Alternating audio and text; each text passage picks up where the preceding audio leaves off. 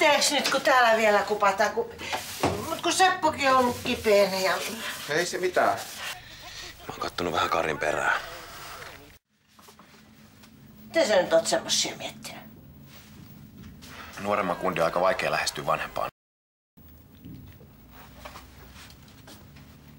Se on kuitenkin mun ystävä. Onks tässä nyt jotain, jota minä en tiedä? Ei. Tuli vaan mieleen. Kuulepas Aleksi. Se on sillä viisi, että minun poikani koskevat jutut sanotaan mulle suoraan eikä mutkan kautta.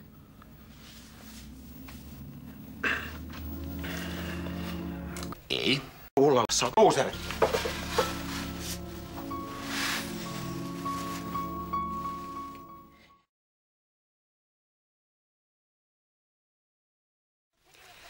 Onks Kari ollut täällä yötä? Miten niin? Ai sängyssä vai?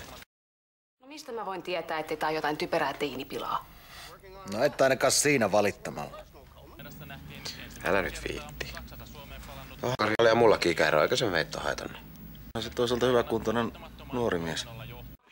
Itse asiassa mä tulin pyytää, jos Niko voisi jäädä vielä illaksi.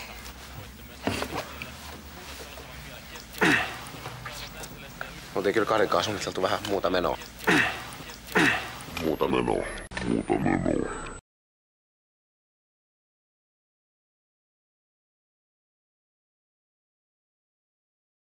Kari!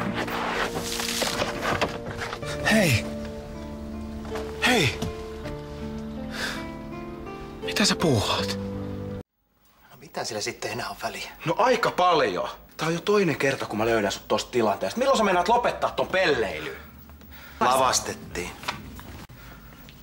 Kari, mua ei yhtään naurata. Sä oot mun paras erää. Sori. Voitko sä luvata, että sä et tee mitään heti, kun silmä välttää? Mä voin luottaa. Nuoret kundit juoksee sun perässä. Näkis vaan.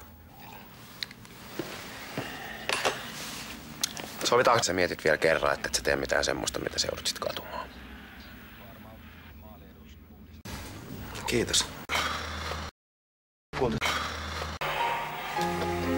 Ajattelin mennä vetää lärvä.